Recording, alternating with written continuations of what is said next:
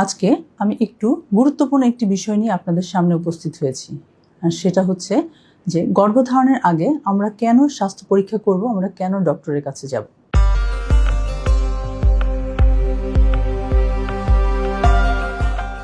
আসসালামু আলাইকুম আমার প্রিয় মা ও বোনেরা, আমি ডাক্তার শারমিন আফরোজ, আনোয়ার খান মডার্ন মেডিকেল কলেজ এবং হাসপাতালের প্রসূতি ও স্ত্রীরোগ বিদ্যা বিভাগে সহকারী অধ্যাপক হিসেবে কর্মরত আছি।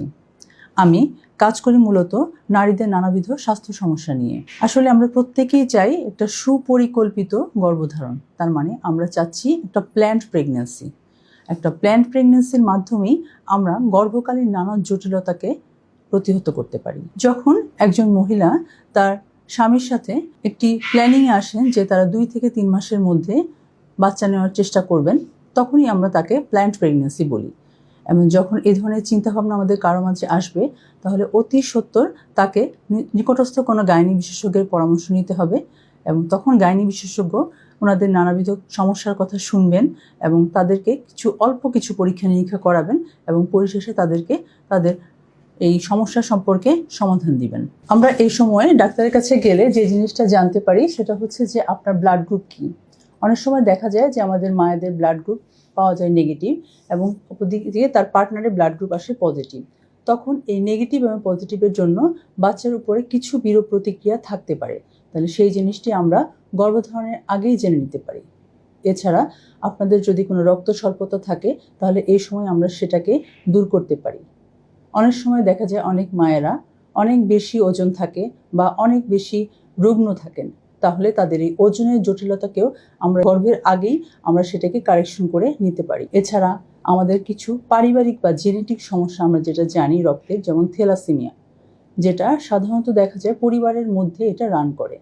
সুতরাং আপনার যদি থ্যালাসেমিয়ার কোনো সমস্যা থাকে, তাহলে আমরা অবশ্যই পার্টনারকেও সেই টেস্টটি করে দেখব যে আপনার পার্টনারেরও থ্যালাসেমিয়ার সমস্যা আছে কিনা। আরেকটি ব্যাপার যে দেখা যায় যে আপনার মধ্যে কোনো ডায়াবেটিস, প্রেশার বা অন্য কোনো রোগ আছে কিনা বা ভবিষ্যতে হওয়ার ঝুঁকি আছে কিনা, সেটাও আমরা এই সময়েই জেনে নিতে পারি। এভাবে আপনার নানাবিধ পরীক্ষা নিরীক্ষার মাধ্যমে আমরা জেনে নিতে পারি আপনি এখন গর্ভধারণের জন্য প্রস্তুত কিনা বা আপনার পার্টনারের কোনো সমস্যা আছে কিনা। আমরা এ সময় আরও কিছু পরীক্ষা নিরীক্ষা করি। তাদের মধ্যে একটি হচ্ছে আপনার শরীরে কোনো ইনফেকশন আছে কিনা, যেমন টর্চ ইনফেকশন, যেটার অনাগত বাচ্চার উপর অনেক বেশি বিরূপ প্রতিক্রিয়া আছে।